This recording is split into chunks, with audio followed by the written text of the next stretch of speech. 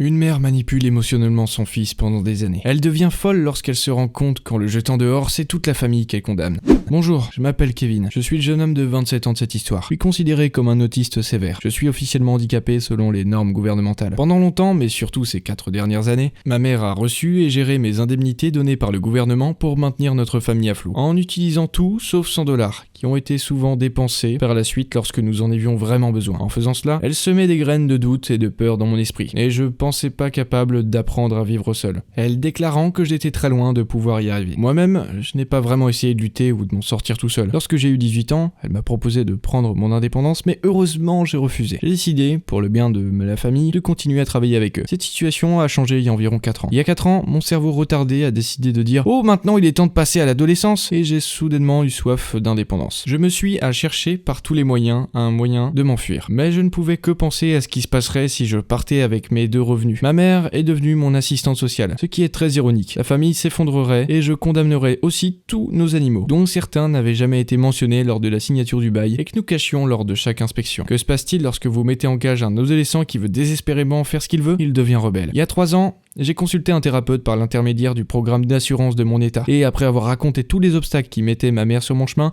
tout le travail qui m'incombait en raison du genou fragile de ma mère, et les attentes stupides qu'elle avait envers moi et qui faisaient qu'elle se mettait toujours à me hurler dessus. La thérapeute m'a finalement dit, il y a environ une semaine, ça ressemble littéralement à un cas de maltraitance. J'ai d'abord rejeté cette idée, et j'ai dit, je vais y penser, avant de mettre fin à l'appel. Immédiatement après, je me suis fait engueuler pour ne pas avoir fait ce que ma mère m'avait demandé plus tôt. Je suis aussitôt retourné dans ma chambre et j'ai envoyé un SMS à mon thérapeute pour qu'il commence à remplir les documents par rapport au cas de maltraitance. Un jour plus tard, maman et moi, nous sommes de nouveau disputés. Cette fois, c'était à cause de la vaisselle, qui est ma tâche quotidienne. Bien sûr, c'était à moi de la faire, mais mon envie de faire quoi que ce soit pour elle avait disparu au point, malgré les ordres, je ne pouvais pas le faire. Le déroulement de la dispute est flou dans ma tête, pour de nombreuses raisons. Mais la principale étant que maman est devenue sauvage lorsque j'ai répondu, comme n'importe quel adolescent le ferait. Elle est entrée en trombe dans ma chambre, et elle a commencé à prendre tout ce qui lui passait sous la main, et à les jeter sur la pelouse. Elle me criait de partir, et elle a cassé un de mes écrans d'ordinateur au passage. Papa est intervenu et lui a dit que comme j'avais plus de 18 ans et que je figurais sur le bail, j'avais légalement le droit à un préavis de 30 jours. C'est alors qu'elle s'est arrêtée, s'est tournée vers moi, a dit « Eh bien, je vais faire de ces 30 prochains jours un enfer pour toi. » Et elle est retournée dans sa chambre. Papa m'a laissé ramener à l'intérieur les quelques affaires qu'elle avait jetées sur la pelouse. Et je me suis assis sur ma chaise. C'est alors que j'ai compris qu'elle s'était condamnée d'elle-même. Pendant des années, elle a dit que si je partais, elle devrait se débarrasser de tout. Et je dis bien tout. Tout était financé par mes aides et le revenu qu'elle recevait en tant qu'assistante sociale. Elle venait de nous donner, à moi et au gouvernement, une raison valable de penser que, même si elle respectait le préavis de 30 jours,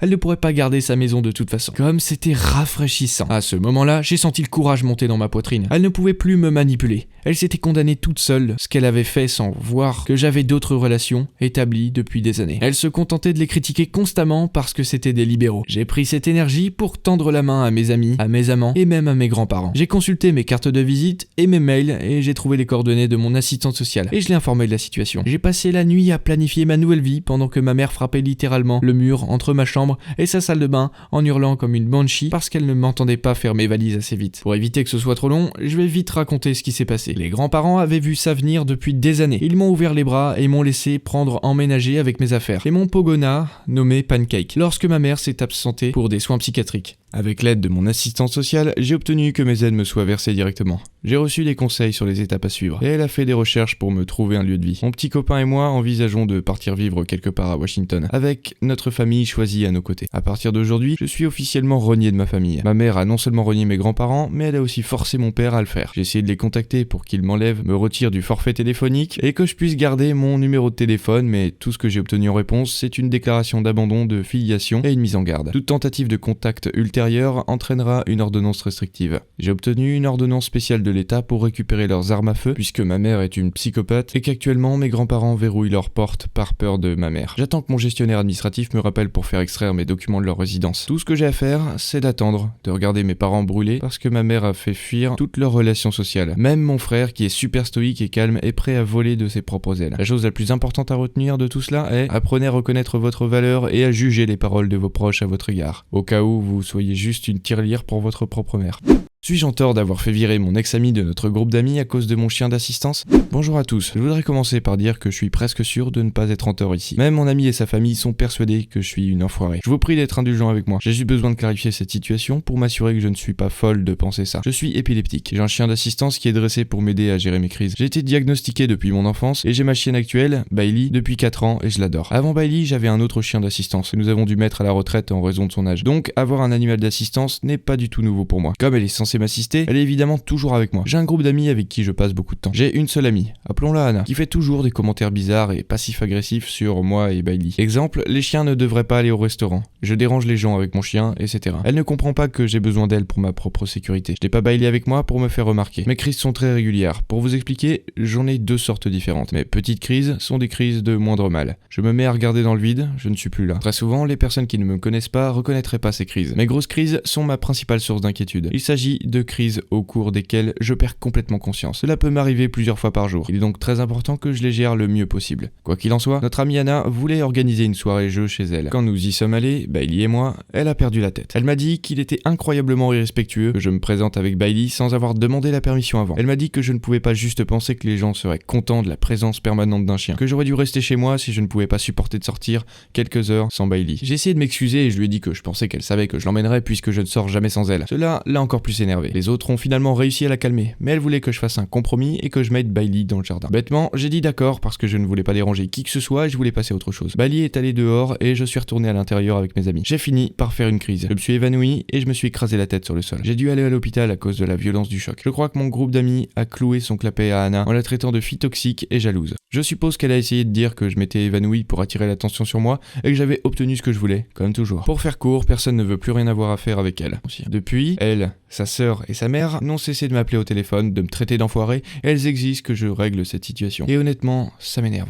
Vendredi sera mon dernier jour, puisque vous insistez. Je travaille dans l'industrie du cinéma et de la télévision. Lorsque cette histoire s'est passée, j'occupais un poste de débutant appelé assistante de production, AP en abrégé, pour une émission de télévision qui ne marchait pas. Mes tâches consistaient à nettoyer et organiser le bureau, approvisionner la cuisine, faire des recherches pour mes collègues, m'occuper de diverses formalités administratives, de collecter les fournitures auprès de fournisseurs et de préparer le petit déjeuner pour tous les membres de l'équipe. Liste non exhaustive. J'aimais beaucoup mon chef direct, le coordinateur numéro 1. Nous avions tous les deux un système pour faire fonctionner le bureau et nous commencions à devenir amis. Le problème, notre chef de département était un connard sexiste et raciste. C'était l'apogée du mouvement #MeToo en plus. Il appelait les femmes chéries d'un air supérieur, il faisait des clins d'œil, sa petite amie se faufilait dans les bureaux et il passait beaucoup de temps de Tinder pendant son temps de travail. Le coordinateur numéro 1 l'a signalé au supérieur. Mais comme on le fait si bien à Hollywood, ils lui ont juste donné une petite tape sur les doigts et l'ont laissé revenir. Le coordinateur numéro 1 a donc quitté l'entreprise, dégoûté. C'est alors qu'arrive la coordinatrice numéro 2. Je savais que la coordinatrice numéro 2 et moi ne nous entendrions pas tout de suite. Elle avait été renvoyée de sa précédente émission de télévision pour problème de comportement. Dès son premier jour, elle m'a engueulé parce que j'avais accroché les photos des acteurs 11 pouces trop bas sur le mur. Je ne vous mens pas,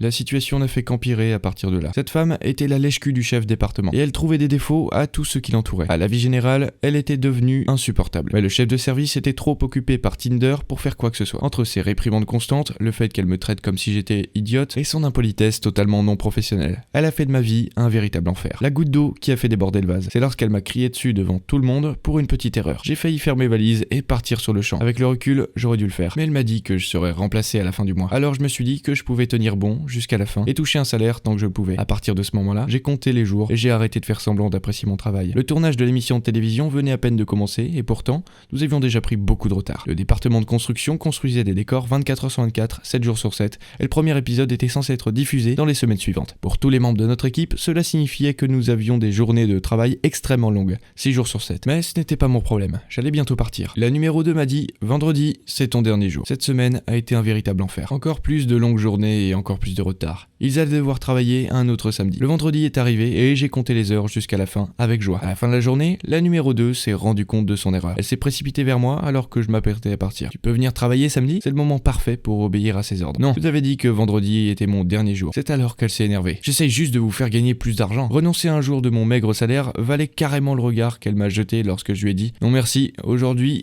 est mon dernier jour. Au revoir. » Je suis parti pour ne plus jamais la revoir. Quelques semaines plus tard, j'acceptais un poste sur une meilleure émission de télévision, avec une équipe bien plus sympathique. Aujourd'hui encore, alors que j'ai travaillé sur beaucoup d'autres émissions, je préviens toujours mes collègues de ne jamais travailler avec elle. Il s'avère qu'elle a déjà déjà une très mauvaise réputation, même sans mon aide. Les conséquences après mon départ, comme il n'y avait plus d'assistant le samedi, la numéro 2 n'a pas eu d'autre choix que de faire à la fois son travail et le mien. Quelques années plus tard, je suis devenue coordinatrice, et je peux vous dire que c'est un travail qui vous prend beaucoup de temps. Je n'arriverai jamais à faire quoi que ce soit sans l'aide de mes formidables assistants. Je suis donc extrêmement satisfaite de savoir qu'elle a dû descendre de ses grands chevaux, arrêter d'envoyer ses mails très importants et qu'elle a dû aller chercher le déjeuner et les collations de tout le monde jusqu'à ce que mon remplaçant soit trouvé. Aujourd'hui, j'ai merdé en présentant sur un plateau d'argent son ami à mon copain infidèle. Je suis en couple avec mon copain depuis 3 ans. Il s'appelle Sam. Au début de notre relation, il a perdu son groupe d'amis à cause d'une dispute et il s'est retrouvé seul. Mais ce n'était pas vraiment problématique, car nous étions heureux de tout faire ensemble. Quoi qu'il en soit, il était dans l'armée il y a quelques années et il parlait parfois de son temps là-bas et de son ami que nous appellerons Léo. Je plaisantais sur leur homosexualité car ils semblaient très proches. Il y a quelques mois, j'ai voulu le surprendre en retrouvant la trace de Léo, car je pensais que ce serait bien qu'ils puissent se parler à nouveau après s'être perdus de vue au cours des 10 dernières années. Je l'ai retrouvé sur Facebook et je lui ai donné le mail de Sam. Il était ravi, il m'a remercié et il m'a dit qu'il lui écrirait. Sam était très heureux d'avoir de ses nouvelles et de le rencontrer. Il m'a demandé si je voulais venir avec lui, mais je lui ai dit que je pourrais rencontrer son ami une autre fois et qu'il devrait en profiter pour parler et apprendre à se connaître à nouveau après toutes ces années. Tout semblait bien se passer. Ils allaient parfois boire des bières ou regarder des matchs de hockey et ils sont redevenus très proches. J'étais très heureuse parce qu'il semblait moins déprimé et qu'il sortait à nouveau. J'ai rencontré Léo une fois. Nous avons pris un petit déjeuner ensemble et c'était un gars vraiment sympa. Il y a quelques mois, j'ai remarqué qu'il se voyait encore plus souvent et même si j'étais heureuse, j'étais un peu déçue parce que Sam avait moins de temps à me consacrer.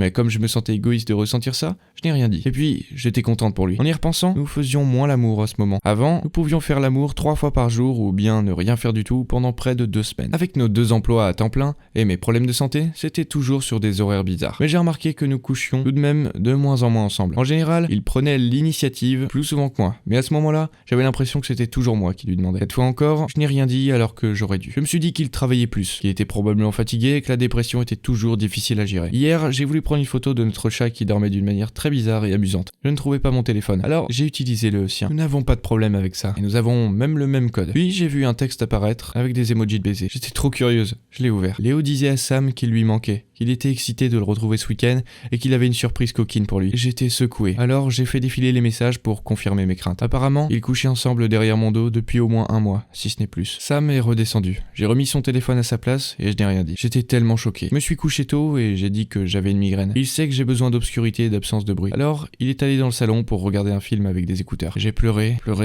et j'étais tellement en colère. J'ai ramené cette personne dans sa vie. Je lui ai offert Léo sur un plateau d'argent. Mais d'un autre côté, si ce n'était pas Léo, qui sait, avec Sam aurait pu coucher. Avait-il couché avec quelqu'un d'autre avant? Est-ce que toute notre relation n'était qu'un mensonge? Je n'ai jamais eu l'impression qu'il n'était pas heureux avec moi. Le sexe était extraordinaire. Je voulais épouser cet homme et avoir ses enfants. J'ai mal au ventre. Je n'ai pas beaucoup parlé avec lui aujourd'hui, mais je peux toujours faire passer cela pour ma migraine. Comment puis-je entamer une conversation à ce sujet? Comment puis-je rivaliser avec un homme? C'est quelqu'un qui me connaît depuis si longtemps. Est-ce qu'ils ont couché ensemble quand ils étaient à l'armée? Je suis tellement confuse, blessée et en colère que je n'arrive vraiment pas à comprendre tout ça. J'ai juste besoin d'extérioriser tout ça. Demain, je réfléchirai à ce que je vais faire. Abonnez-vous pour retrouver d'autres histoires comme celle-là tous les jours et n'oubliez pas d'activer la cloche.